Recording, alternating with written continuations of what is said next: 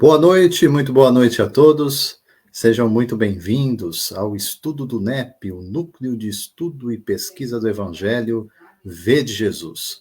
Nosso encontro hoje, neste sábado 2 de agosto de 2025, é encontro ao vivo, né?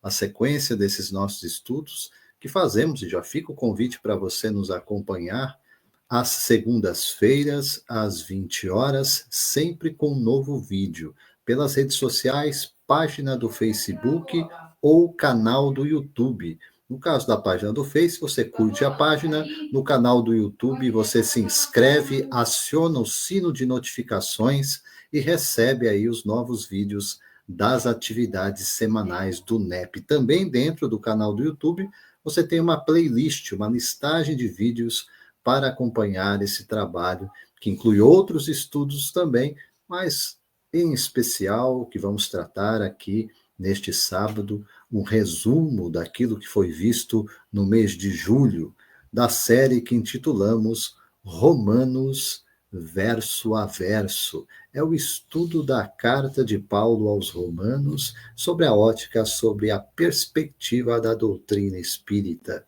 da doutrina consoladora, que nos faz relembrar as palavras de Jesus ao mesmo tempo em que somos orientados, instruídos na aplicação e desenvolvimento do ensino do Mestre para a atualidade dos nossos dias, desdobrando as leis naturais, as leis divinas, aquilo que de fato precisamos trabalhar para o nosso desenvolvimento. Aqui será então Romanos verso a verso.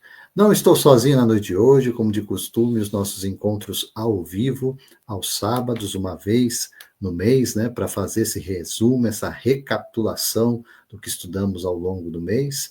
Trazemos hoje os nossos dois comentaristas do V de Jesus para estudar conosco. Primeiramente, vamos chamar a nossa querida Juliette, retornando ao nosso estudo. Juliette, boa noite, seja muito bem-vinda. Boa noite, meu amigo. Boa noite, irmãos queridos. Sejam todos muito bem-vindos sempre.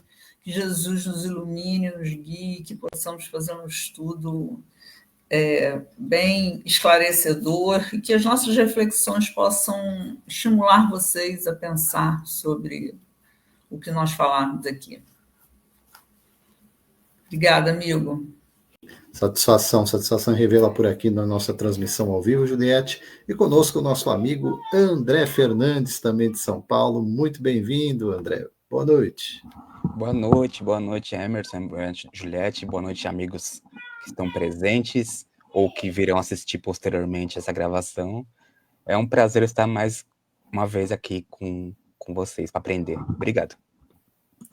Muito bom, André. E esse é o nosso pedido desde já. Você que está acompanhando esse momento, ou virá acompanhar depois, compartilhe e leve para os grupos que você também interage aí na internet, nos canais da internet, para que a mensagem alcance o maior número possível de pessoas, aqueles que verdadeiramente interessados no ensino do Mestre, através do entendimento que a doutrina espírita nos dá, procurando ampliar a aplicação dos ensinos de Jesus para a nossa vida, né? E com esse foco, com esse nosso olhar, que nós vamos fazer a nossa recapitulação, olhando na noite de hoje para a sequência de Romanos, capítulo 4, entre os versos 17 a 20, no nosso episódio de número 123 da série Romanos verso a verso. Eu vou fazer, como de costume, aquela nossa leitura, né? Meditada em torno dos versos, trazendo primeiro a tradução de João Ferreira de Almeida e depois aqui também a Bíblia de Jerusalém, a chamada tradução católica. A gente tem aí duas traduções distintas, mas que nós vamos perceber que vão trazer a mesma mensagem nesse estudo nosso de Romanos 4, 17 e 20. Inicialmente, o verso de número 17, o ensino transmitido pelo apóstolo Paulo ditando, anotado pelo escriba Tércio, é o seguinte. Como está escrito, por pai de muitas nações te constituí, perante aquele no qual creu, a saber, Deus, o qual vivifica os mortos e chama as coisas que não são como se já fossem. Esse é o verso de número 17, que na tradução da Bíblia de Jerusalém, já trago aqui para vocês, um comparativo aí com aquele que estamos na tela, a tradução de João Ferreira de Almeida, a Bíblia de Jerusalém, a tradução é a seguinte: conforme está escrito, eu te constituí pai de muitos povos, nosso pai em face de Deus, em quem creu, o qual faz viver os mortos e chama à existência as coisas que não existem. Verso 18, que é uma sequência aqui de pensamento, depois eu vou trazer para vocês o nosso entendimento sobre as repartições de estudo da noite de hoje, nos versos da carta aos Romanos. O verso 18 complementa Paulo ensinando assim: o qual, se referindo a Abraão, em esperança, creu contra a esperança, tanto que ele tornou-se pai de muitas nações, conforme o que lhe fora dito, assim será a tua descendência. Mesmo verso na Bíblia de Jerusalém, Romanos 4,18, está assim: ele, esperando contra toda a esperança, creu, e tornou-se assim pai de muitos povos. Conforme lhe fora dito, tal será a tua descendência. Eu não vou entrar nos pormenores aqui neste momento, já vou chamar de imediato aqui as reflexões. Primeiro, Juliette, fica à vontade para tratar para a gente da sequência inicial entre os versos 17 e 18. Quarto capítulo da carta aos Romanos. Eu entendo que esse versículo segue a mesma linha de raciocínio, utilizando Abraão, né, o patriarca, como exemplo da fé que justifica, né? Que não são as obras, e a fé dando Abraão como um exemplo puro de que basta crer. Como ele creu, não tinha Torá, não tinha exemplos, não tinha nada. Ele só tinha a voz, né, de Deus a lhe dizer o que tinha que ser feito e a obra da criação para ele crer, nada mais. E ele creu. E aqui, o que eu acho, nesse versículo 17, eu acho que essa frase, que meio que não é define Deus, porque quem somos nós, ou quem seria Paulo para definir Deus, mas, assim, fala sobre ele, né? Aquele no qual creu, a saber, Deus, o qual vivifica os mortos e chama as coisas que não são como se já fossem. Se a gente se colocar no lugar de Abraão, gente, ele cria de uma forma porque ele entendia que Deus era aquele que, além de vivificar os mortos, ou seja, dar vida aos mortos, né, ele fazia existir o que não existia. Então, quando ele falava para ele, Abraão, você será pai de várias pessoas, você gerará uma nação inteira, ele, na cabeça dele, de agricultor lá do deserto, ele pensava, se ele que criou isso tudo aqui está dizendo para mim que estou com 100 anos, para minha mulher que está com 99 ou 90, né? Era uma diferença de 10 anos de Sara para Abraão. Ele está dizendo que eu vou ser pai porque eu vou. Porque ele fala de coisas que não existem como se existissem, porque ele sabe que elas existirão. Eu fiquei refletindo sobre isso, sobre essa fé, eu já reflito sobre essa fé de Abraão há algum tempo, né? E eu fico pensando assim, gente, se a gente olhar para a criação em volta de nós, para tudo que a gente não tem como dizer que foi o homem que criou, óbvio, por que a gente não consegue crer nas promessas que Deus faz para a gente? E ele faz direto ao nosso coração. Por quê? Porque ele prometeu a Abraão uma geração, ele prometeu uma descendência para um homem que não podia mais gerar filhos, e para uma mulher cujo ventre também não podia gerar filhos. Tanto que ela não creu. E ele fez, porque ele é Deus. O meu pai dizia uma coisa muito engraçada quando a gente era criança, que perguntava para ele alguma coisa sobre. Eu até falei isso no estudo de quinta-feira. Mas por que Deus quis? Ou por que Deus fez isso assim? Aí meu pai respondia muito calmo e pleno. Porque ele é Deus, criança. É porque ele é Deus. E a simplicidade desse porquê é Deus, ele fala de coisas que não existem como se existissem, porque ele sabe que existirão um dia. Porque quem vai criar é ele. Ora! Então, é dentro dessa simplicidade que eu acho a beleza imensa desse versículo 7. E no 18, né?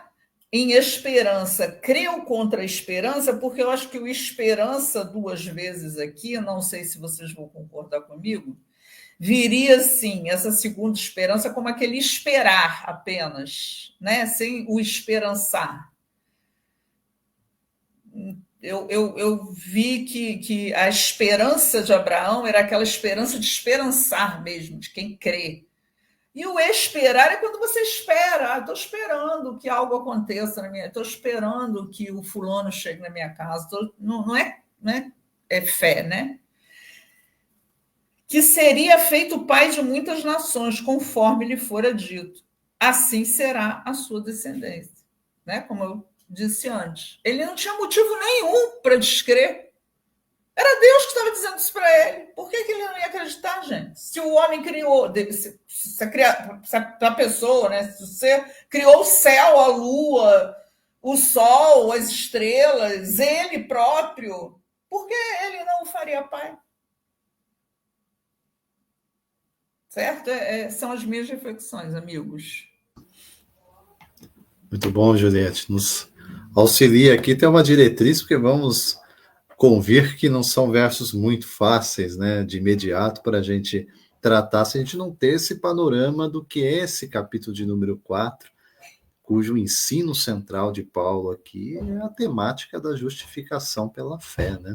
E ele coloca Abraão no centro dessa questão como uma referência exatamente por essa condição dele de patriarca. Mas quero ouvir o André a respeito sobre as impressões desses dois versos iniciais do estudo da noite. André? Bom, a minha compreensão ficou bem similar à da Juliette, né? Muito boas a apresentação da Juliette, né? A interpretação dela. E, de fato, aqui ele está vendo Paulo prosseguindo falando de Abraão como esse exemplo de fé que é justificada, né? E nos versículos anteriores do mês passado, então, inclusive até fica a dica, quem não acompanhou, entra no canal, assista aos episódios anteriores, né? Que é muito rico. A gente viu que Paulo argumentou que a promessa de Deus a Abraão não veio por meio da lei. Não foi por Abraão ter feito algo de acordo com a Torá, porque não existia nem Torá, né? Demoraria muito tempo para Moisés vir, né? Receber a primeira revelação, né? Mas aconteceu essa promessa pela fé de Abraão, para que fosse válida a todos os descendentes de Abraão, inclusive os gentios, né? Aqueles que não são judeus. E aqui Paulo começa no versículo 17 do nossa perícope de hoje, citando um texto que Paulo conhece, como ex-doutor da lei, conhecia muito bem, né? Conhecia de cor, que é do primeiro livro da Torá, né? O livro de Bereshit, que a gente conhece como livro de Gênesis. Ele cita Gênesis 17, versículo 5, que é aquele versículo em que Deus muda o nome de Abraão, né? Abraão para Abraão, né? que Abraão significa o pai de uma multidão, né? Então, Paulo usa essa passagem para provar para aqueles que ouviam as suas cartas, lembrando que as cartas naquele primeiro momento eram muito mais do que lidas, eram ouvidas, né? Então a gente vê que Paulo usa essa passagem para provar que a promessa de Deus a Abraão ultrapassa os limites do povo judeu e está baseada numa fé. Não na lei, nem na descendência carnal. Não é por ser judeu, por ter berço judeu, não é por seguir a Torá, né? E aí a gente vê, né, que na época de Gênesis 17:5 que Paulo está citando, Deus muda o nome de Abraão, né, que significa, pelo que eu pesquisei, pai exaltado, né, para Abraão, que é o pai de muitas nações, pai de uma multidão, né, antes que ele tivesse filhos com Sara, né, e antes da instituição da circuncisão. Então não aconteceu por causa que Abraão foi circuncidado, né, como a gente já viu em outros episódios. Então, Paulo usa isso para mostrar que a justificação veio antes da lei, antes da circuncisão, e antes mesmo do nascimento de Isaac, né? Ou a gente lembra de Ismael também, né? Seu primogênito, e depois veio Isaac. E, portanto, ele não dependia de rituais, de uma linhagem judaica, né? Mas da fé. Mas nesse nosso versículo 17, que a Juliette comentou para a gente, eu acho interessante a segunda parte, que até acho que dá para destacar um pouquinho, né? Porque é dito que o seguinte: o Deus que vivifica os mortos e chama à existência as coisas que existem. Aí eu pensei com um olhar de uma lente, colocando uma lente espírita sobre esse trechinho, né? Que nos revela uma dimensão espiritual nova, né? Quando Paulo menciona que Deus vivifica os mortos, uma das interpretações que a gente pode ter, que a gente pode compreender isso, é no sentido espiritual. No estudo da Bíblia como um todo, nós podemos acrescentar na nossa caixa de ferramenta uma chave de interpretação, que é, muitas vezes, quando se fala em mortos na Bíblia, que do hebraico é met, né, que significa literalmente estar deitado, muitas vezes a gente pode entender não como uma morte literal, uma morte como a gente geralmente concebe, né? Mas que é uma morte do corpo físico, né? Mas pode ser interpretado muitas vezes como a morte moral do espírito. Então, o que Paulo está dizendo para a gente pode ser interpretado como Deus é aquele que desperta os espíritos que se encontram deitados, que se encontram mortos, né, para a vida verdadeira. Ou seja, aqueles que ainda estão mergulhados na ignorância, no egoísmo, nos vícios, na dureza de coração, né? Então, esses espíritos, muitas vezes, embora vivos biologicamente, andando pelo mundo, muitas vezes estão adormecidos espiritualmente, distantes da luz, do bem, né? E através da lei lei de progresso, a própria reencarnação, né? As oportunidades que a vida oferece, Deus lhes proporciona, ou nos proporciona, melhor dizendo, né? Meios de regeneração, de despertamento, né? De desperta tu que dorme, né? Como diria Paulo em outra de sua epístola, né? Então, essa vivificação, a gente também pode interpretar como um recomeço, a chance de evoluir, de aprender, de reparar pouco a pouco e reencontrar o caminho da luz. Por isso, Paulo diz que o Deus que vivifica os mortos. Então depois ele diz, e chama à existência as coisas que não existem. Que a gente pode compreender, segundo meu alcance, né? Não sei se o Emerson e a Juliette concordam, que ele coloca aqui a ação divina que promove em nós o desenvolvimento das nossas potências, que muitas vezes estão latentes no nosso espírito. Então, todos nós fomos criados simples e ignorantes, como a gente aprende com o livro dos Espíritos, né? Mas com a semente do bem, do progresso em nós, né? Aquele germe divino. Então, ao longo da jornada evolutiva, capacidades que ainda não existem, né, entre aspas, em nós, como a sabedoria, a bondade plena, a paciência, a renúncia, o amor, né, são gradualmente chamados à existência pela ação da providência divina, que pelo nosso esforço e pelas provas que enfrentamos, vem a lume, né? Então, e tudo na vida são essas oportunidades, tudo acontece com um propósito, né? Então, esse propósito é esse, né? Então, a gente vê que nesse primeiro versículo, a gente pode resumir, né?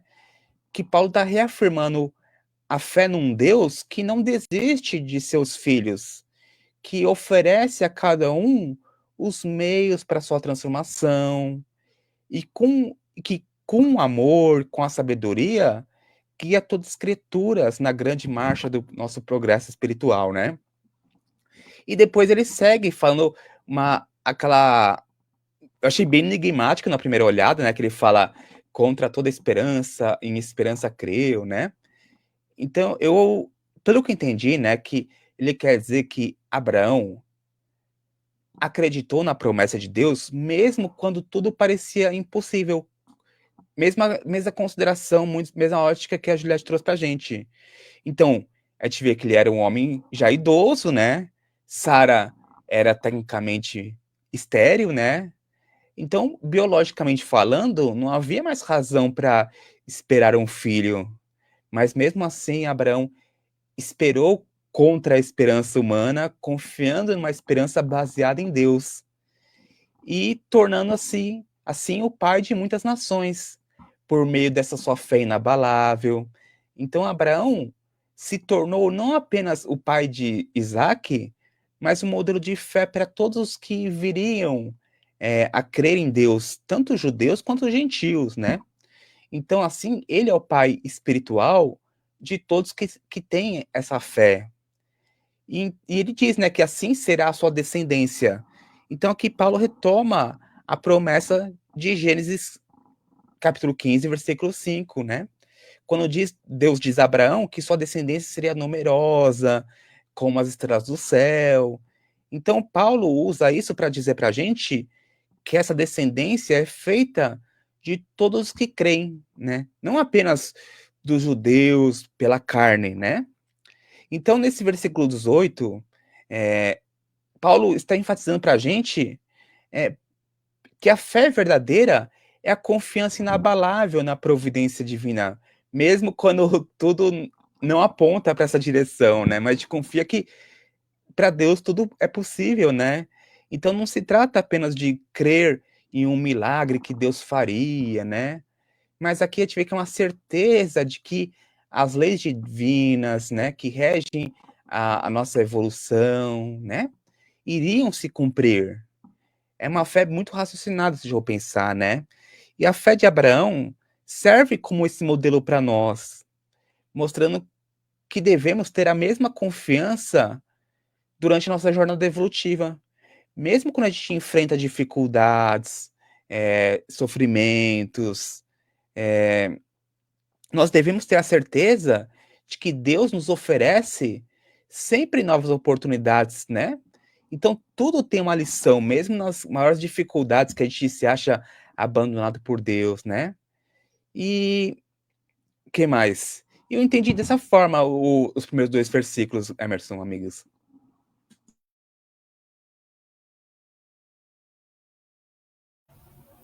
Muito bom, André. Lembrando que aqui essa sequência que Paulo traz na carta, né, ela vai ser recapitulada de outras formas, outras maneiras, dentro da própria carta aos Romanos e em outras epístolas, né? Lembrando que a definição brilhante de Paulo de fé se encontra na carta aos Hebreus, capítulo 11, logo no primeiro verso, ele vai definir que a fé é o firme fundamento das coisas que se esperam e a prova daquilo que não se vê.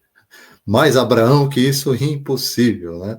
Então, Paulo realmente está chamando a atenção para a gente a respeito disso, e não podemos deixar de lado, recapitulando, lembrando aquilo que tratamos por diversas vezes nesse nosso estudo em Romanos, que esse texto, em especial aqui do que trouxe como referência o André também de Gênesis 17:5, e também olhando especialmente antes para Gênesis 15, verso 5 também, livros da Torá, né, hebraica, livros creditados ao profeta Moisés, Allan Kardec, o Evangelho segundo o Espiritismo, vai comentar esse trecho. O pessoal pensa, o Evangelho segundo o Espiritismo é a mensagem de Jesus, então isso é igual ao Novo Testamento. Não, não, não. São diversos textos do Antigo Testamento comentados pelo codificador, deixando muito claro o interesse dele exatamente de concatenar, de trazer essa unidade da revelação divina. Ele próprio responder a isso em O Livro dos Espíritos, em texto próprio, quando ele próprio questiona e responde, né? Seria a Bíblia um erro?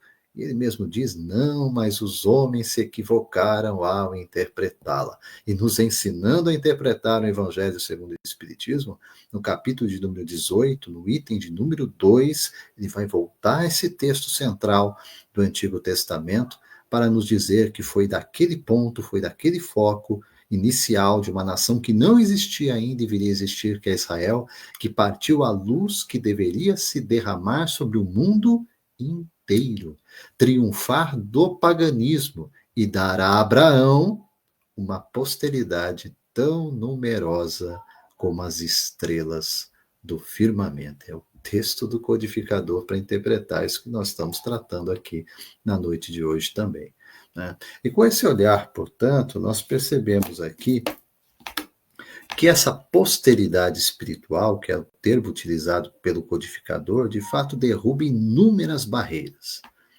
Barreiras que o sistema religioso, de uma forma geral, nos impõe até hoje, né? Barreiras de entrada, barreiras de permanência e barreiras mesmo para aqueles que hoje não creem, não acreditam. Nós estamos falando aqui sobre justificação pela fé. Estamos colocando a fé mais do que um assentimento, no sentido de ser aderente a um determinado catecismo, a um determinado conjunto de princípios, né? Lembrando, nada, absolutamente nada disso havia nesta relação de Abraão com Deus único. Nada. Não havia Moisés, não havia 613 mandamentos, não tinha decálogo, não tinha 10 mandamentos, não tinha nada. Era aquela relação tão bem descrita na terceira parte do Livro dos Espíritos, quando trata sobre as leis morais, sobre as leis naturais. Ou seja, é o apelo da criatura respondida pela presença do Criador.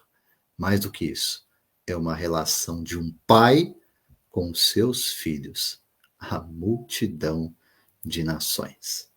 Vamos na sequência então aqui, gente, porque tem muito ainda para tratar aqui nos dois versos sequentes, olhando agora para os versos 19 e 20. Eu vou projetar para vocês, inicialmente aqui, tradução mais uma vez, João Ferreira de Almeida, verso 19. E não enfraquecendo na fé, não atentou para o seu próprio corpo já amortecido, pois já era de quase 100 anos, nem tampouco para o amortecimento do ventre de Sara. E conclui no verso 20, para nos trazer. E não duvidou da promessa de Deus por incredulidade, mas foi fortificado na fé, dando glória a Deus. Esse é o verso de número 20, olhando a sequência que acabamos de apresentar, também na tradução da Bíblia de Jerusalém, temos os versos 19 e 20 na seguinte forma. E foi sem vacilar na fé que considerou seu corpo já morto. Ele tinha cerca de 100 anos. E o seio de Sara também morto. E o verso 20, na tradução da Bíblia de Jerusalém, diz, ante a promessa de Deus, ele não se deixou abalar pela desconfiança. A diferença da palavra aqui, que já nos dá, assim, um melhor entendimento sobre por que tem incredulidade aqui, né? Desconfiança, mas se fortaleceu na fé, dando glória a Deus. Vamos entender essa sequência agora. Juliette, quero te ouvir a respeito. Deixa eu só voltar, fazer uma observação sobre o que o Andrezinho falou do versículo 17. Maravilhoso, Andrezinho. Você tem um feeling quase igual ao do Emerson. Você sabe vocês sabem o que eu que me despertou esse vivificando os mortos? Enquanto o Andrezinho estava falando, a ideia de ressurreição de Paulo. Né? Quando ele fala do ser que ressurge, que renasce. Então, dentro dessa metáfora aí, dessa simbologia do vivificando os mortos, a gente tem Paulo já desenvolvendo, que na própria carta aos Romanos ele fala, né, sobre isso, sobre essa ressurreição do ser. Né? Muito. Veio na hora que o Andrezinho estava me falando, mas vamos lá. O versículo 19. Não enfraqueceu na fé, nem atentou para o próprio corpo, como nós falamos, né? Ele nem se preocupou de que ele estava velho, Sara também, que isso seria impossível aos olhos humanos, e seria, né? Qual de nós hoje, se virasse para mim, então eu não tenho nem útero, se dissesse para mim que eu ia ter um filho, imagina. Mas se for Deus, será que eu terei essa certeza que Abraão tinha? Não sei. Eu digo para vocês que eu não sei. Mas que eu ia agir como Moisés, ia discutir com ele um pouquinho. Jeremias também discutia com ele um pouquinho, né? Peraí, tem certeza? Olha só, vamos conversar. Mas não é dessa fé que a gente está falando. A gente está falando da fé de Abraão, que ele não queria saber de nada. Ele só queria saber que Deus disse que ele ia ser pai de muitas nações, e ele ia ser pai de muitas nações. É em quem a gente tem que pensar, e é na maneira, no coração desse homem. O coração dele dizia para ele que o que Deus estava dizendo a ele era real, era verdade, porque Deus não mente, porque Deus não vai falar sobre algo que não acontecerá, porque quem decide é ele. Então, esse fortalecimento, o fortalecimento está no 20. A incredulidade que o Emerson levantou muito bem, né? Que na Bíblia de Jerusalém, qual é a palavra? Na tradução da Bíblia de Jerusalém, fala em desconfiança. Desconfiança, incredulidade e desconfiança. Isso não existia para Abraão, porque o relacionamento dele com Deus era íntimo. Ele desenvolveu isso ao longo da vida dele, ao longo de tudo o que de todas as coisas que Deus disse a ele, e a obediência de Abraão, que é aonde Paulo, quando ele trata de glória a Deus e o fortalecimento, fortificado na fé, dando glória a Deus, o que fortalece a nossa fé é o que Deus espera de nós, e é aonde nós damos glória a Ele. Então, a glória a Deus está anelada à obediência a Ele. É tudo que um pai quer de um filho, não é isso? Não é que ele lhe seja obediente. Por quê? Porque ele está dizendo a ele o que é certo, o que vai acontecer, ou o que ele espera que ele faça. E é isso que o agrada, que o filho o obedeça. Então, Deus, quando nos diz que vai acontecer algo, que você precisa fazer algo para ele,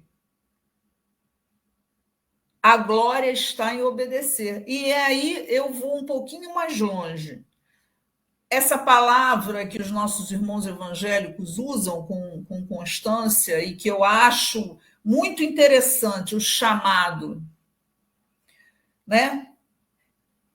O que é responder ao chamado de Deus? Será que é só relacionado à missão, pregação, ou missão de várias formas, né? Tem várias maneiras de ser missionário. Eu entendo esse chamado, que eu acho que é isso aqui, essa obediência. Os chamados de Deus para nós são todos os dias. É isso, é essa convocação a obedecer às leis divinas. Porque ele nunca vai nos oferecer ou nos dar nos mandar fazer algo que não esteja dentro da lei. Porque ele é Deus. Ele não vai violar a própria lei. Então, quando alguém diz que eu matei o fulano, Deus falou comigo e me mandou matar ele. Não foi Deus, gente. Porque Deus não ia mandar você matar ninguém, porque isso viola a própria lei dele. E tantas outras. Isso eu fui longe no matar, mas existem tantas pequenas coisas. Não, eu fiz o gato da água ali, mas tudo bem, porque Deus quer que eu tenha água. Deus não vai deixar eu sem água. Ah, tá. Eu escuto isso, eu escutei isso hoje, por isso que eu me lembrei. Então ele me despertou a fazer o gato. Ok. Vai falar o quê? A glória, o chamado, está preso a obedecer às leis divinas e a gente fica encontrando, essa é a verdade, nós ficamos encontrando maneiras de dizer que a gente está glorificando a Deus de outras maneiras, e não é obedecendo a Ele, oferecendo a Ele o nosso amor através da confiança e da fé. E é aí que você vai desenvolvendo o relacionamento para um dia chegar a esse relacionamento aqui, o de Abraão com Deus. É isso. Bom, Juliette, me chama a atenção, você mencionou aí a respeito de chamamento, né? De ouvir esse chamamento. Nós acabamos de tratar aqui a interpretação de Allan Kardec, como eu disse, no Evangelho segundo o Espiritismo, capítulo número 18, e faltou dizer o nome desse capítulo, né? Porque é o capítulo que trata sobre muitos chamados, poucos escolhidos. É interessante que neste capítulo é que Kardec escolheu tratar sobre a passagem de Gênesis 15, verso 5, com desdobramentos aí em Gênesis 17, verso 5, né? Então, esse chamamento de Abraão, sendo o chamamento central naquilo que forma para nós a chamada cultura ou tradição judaico-cristã, nos faz realmente refletir em profundidade sobre não só identificar quem é o patriarca Abraão, mas por que ele é um referencial dessa fé e fidelidade, né? Porque sendo um referencial da fé e fidelidade, o chamamento não foi só ao patriarca, o primeiro deles. Ele se transporta para a sua posteridade, para a sua descendência, israelita na carne ou não. Então, seja aquele que nasceu na Palestina, ou sejamos nós que nascemos aqui no Brasil, o chamado é exatamente o mesmo. André, quero te ouvir a respeito, vamos lá. Isso, ele vira um arquétipo, né, um modelo para a gente, exatamente. Então, aí Paulo prossegue, né, no versículo 19, que a Juliette até comentou bem, né, funciona como uma prova, uma ilustração do que Paulo tinha acabado de dizer no versículo anterior. E ele nos mostra a realidade crua que Abraão enfrentava, o que torna a fé dele ainda mais notável, se eu pensar, né? Então, Paulo inicia o versículo enfatizando a firmeza da fé de Abraão, né? Ele não negou ou ignorou o problema, mas a sua fé não vacilou diante desse problema. A fé dele era forte o suficiente para resistir, talvez, a uma lógica mundana, né? E depois Paulo detalha a situação de Abraão, né? Detalha entre aspas, que ele fala daquela palavra amortecido, né? Que no original a gente vai ver que é algo como morto, sem vida, né? O que é muito forte, se a gente pensar, né? Paulo está usando para a gente uma linguagem para descrever a incapacidade biológica total do casal de ter filhos, né? O casal Abraão e Sara. Então a gente vê que Abraão não estava sendo ingênuo, ele estava plenamente consciente dos fatos, né? Ele levou em conta a realidade do seu corpo de quase 100 anos, a esterilidade da sua esposa. E ao fazer isso, Paulo mostra que a fé de Abraão não era uma ilusão, uma negação da realidade. Era uma fé que enfrentava os fatos mais difíceis, né? E ainda assim se apegava à promessa de Deus, né? Então, em suma, a gente vê que esse versículo 19 serve para ilustrar para a gente que a fé é mais poderosa do que as circunstâncias. E a fé de Abraão não foi uma fé fácil, né? Foi uma fé que persistiu e se fortaleceu, exatamente porque ela considerou as dificuldades. Ele sabia que o milagre que Deus prometera a ele era humanamente impossível. No entanto, sua confiança na palavra de Deus era maior do que a sua confiança na sua própria capacidade ou na ordem natural das coisas, segundo o seu entendimento, né? Daí a gente vê que a fé verdadeira é aquela que transcende o plano material, né? Nossas concepções, às vezes, limitadas, nossas pertinentes a um espírito um pouco atrasado como nós somos, né? E se baseia total na certeza, na confiança na providência divina, nas leis divinas, né? Então a gente vê que a fé de Abraão foi notável, né? Não porque ele ignorou a realidade, mas porque ele a viu com clareza e mesmo assim a superou pela certeza de que o poder de Deus, que as leis divinas são mais fortes que qualquer limitação do corpo ou das circunstâncias terrenas. Para Deus nada é impossível, né? Então é uma fé que nos inspira a persistir, sabendo que, é, entre aspas, as mortes, né? E, entre aspas, as esterilidades da nossa vida são apenas estágios passageiros no caminho da evolução, né? E ele encerra com o versículo 20, que eu acho que acaba sendo meio um clímax, né, dessa descrição de Paulo sobre a fé de Abraão, mostrando o resultado dessa firmeza. E é uma consequência direta do que a gente viu nos versículos anteriores.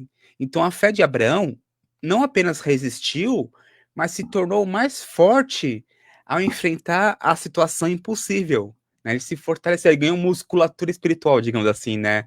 Ao enfrentar esse desafio.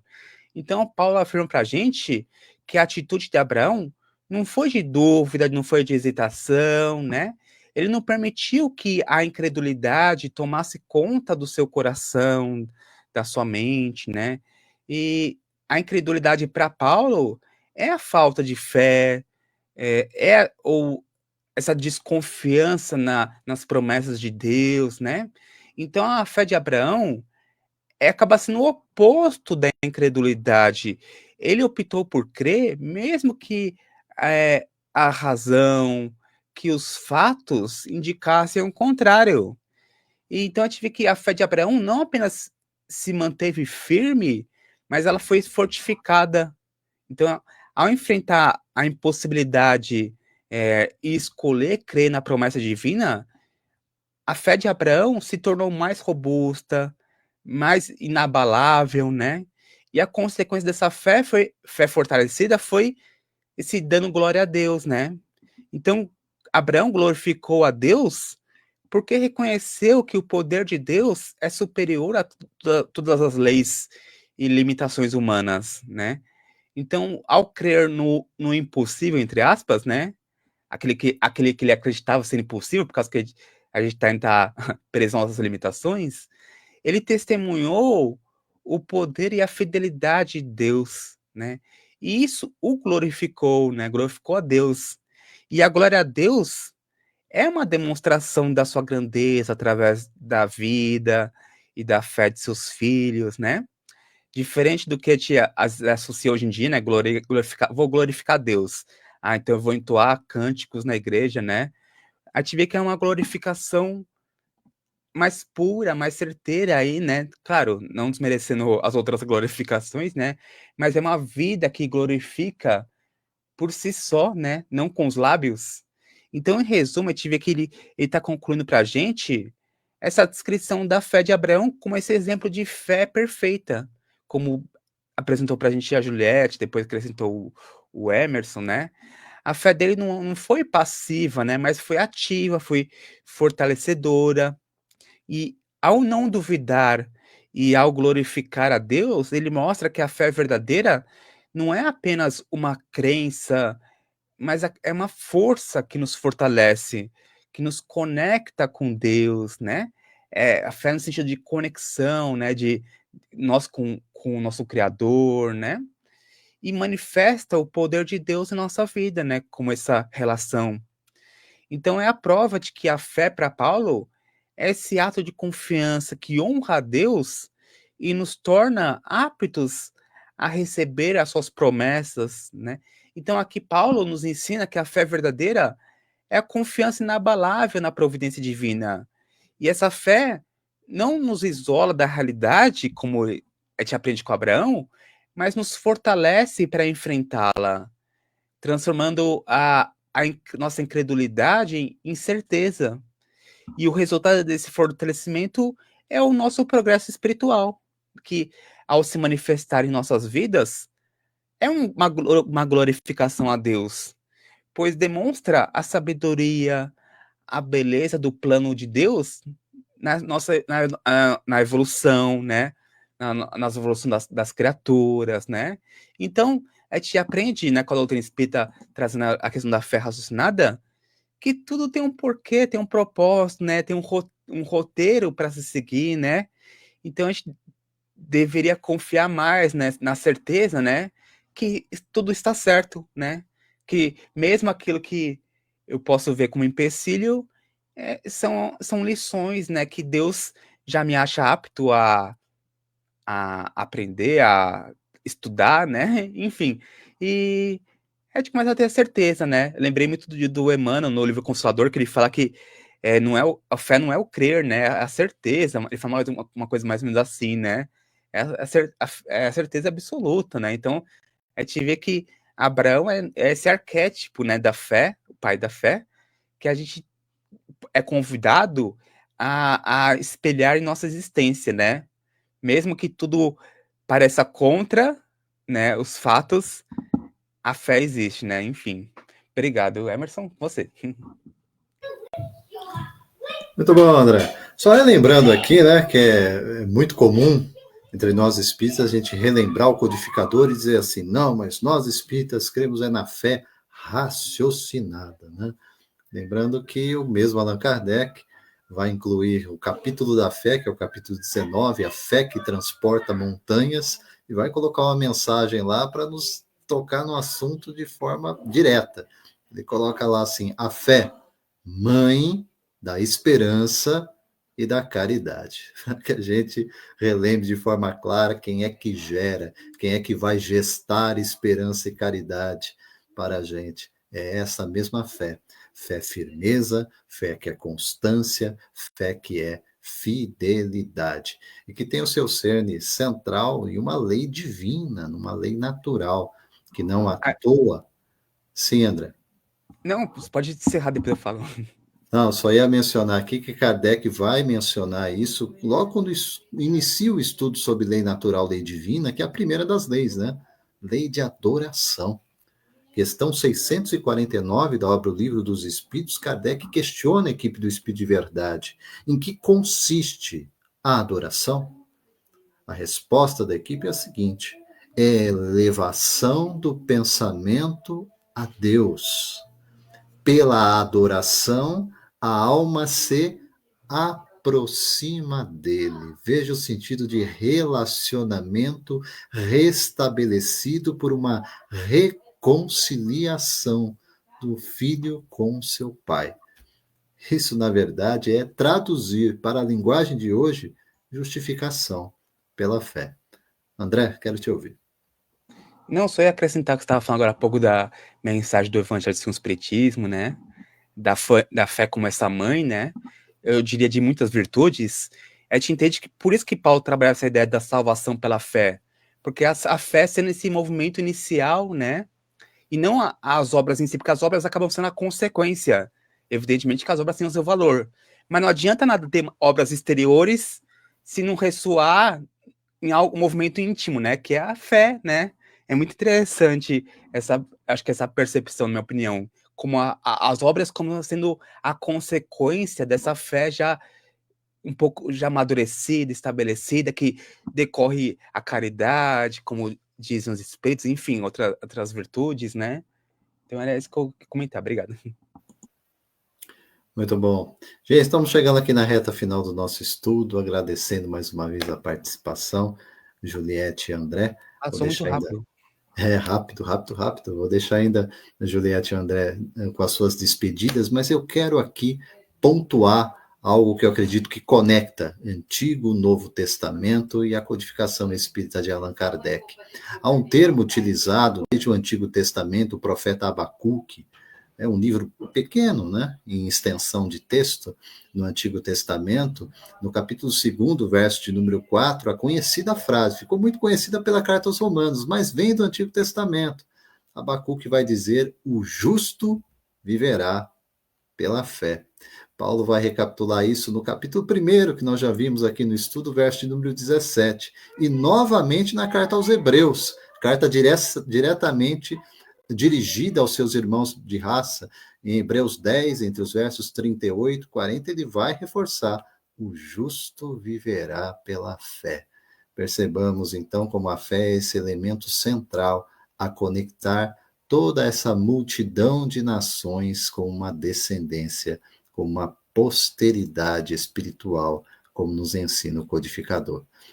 Gente, palavras finais aqui, finais no sentido, é claro, da gente agradecer essa oportunidade que temos aqui em conjunto e, ao mesmo tempo, nos direcionar. Aqueles que nos ouvem nesse momento nos ouvirão depois. Juliette, desde já meu agradecimento pela tua presença, suas palavras. Eu que te agradeço, meu amigo, sempre, por esse encontro, que para mim é grato, eu sou muito grata por esse encontro. Vocês são muito queridos ao meu coração, os nossos amigos que nos assistem também, e é muito bom falar de Paulo, sempre, porque ele nos inspira a nos transformarmos, porque o exemplo de transformação dele, o exemplo de homem que ele foi, o exemplo de tantas mais tendências que ele domou, nos faz ver que a gente também consegue. Então, boa noite, que tenhamos um final de semana abençoado e muito obrigada mais uma vez, meu amigo. Andrezinho, obrigada. Também só tenho a agradecer a oportunidade, porque o primeiro beneficiado somos nós, né, Juliette? Quando a gente é convidado a refletir, né? A sair um pouco da nossa zona de conforto, pelas que cartas de Paulo não é muito comum no movimento espírita. Então, vai trabalhar termos que a gente não está acostumado. Justificação, tipo assim, eu nunca vi isso no movimento espírita. Quer dizer, o Emerson nos convida a esse nosso progresso, nossa evolução intelectual, né? Ir atrás, né? Quebrar a cabeça, porque tem umas frases de Paulo que você fica, nossa, que quer dizer? Que ele fala com isso? Não faz sentido nenhum, né? E aos poucos, também graças à inspiração dos amigos espirituais que também nos acompanham, que acompanham o Emerson nesse estudo, né? Nos ajudam a clarear um pouco a nossa cabeça, né? E a gente consegue trazer, dentro da nossa estreiteza espiritual, né? Nem que seja esse rasinho de uma interpretação, né? Quem sabe no plano espiritual a gente tem a oportunidade de escutar o próprio Paulo, como Emmanuel teve, né? Se a gente tiver méritos para isso, né? E a gente fala, Paulo, o que você quer dizer com isso? E ele vai dar um banho. Não, nossa, nem tinha pensado nisso, né? Enfim. E a gente vai estar lá, né, amiguinho? Ouvindo, com certeza. Vai ser aquela virada de chave. Nossa, é mesmo, Paulo. Nossa, que coisa. Enfim, pessoal, muito obrigado. Obrigado àqueles que nos assistem, àqueles que nos assistirão, aos amigos espirituais. Obrigado, por fim, ao Emerson, né, que sempre nos dá essa oportunidade de aprendizado, de participar aqui com ele, né? Dividir o palco aqui com ele, né? Uma dádiva, né? Obrigado, Emerson e Juliette. Agradecimento meu, Juliette, André, a todos aqueles que nos acompanharam nesse momento. Fica a dica aí para você, gente. Série Romanos verso a verso. Hoje vimos aqui Romanos 4, entre os versos 17 a 20, no nosso episódio de número 123. Página do Facebook, canal do YouTube, vocês podem acompanhar lá. Página, basta digitar NEP V de Jesus, nosso núcleo de estudo e pesquisa do Evangelho. Meus votos de paz, luz, sabedoria, que Deus nos abençoe sempre, amados. Até a próxima. Até breve.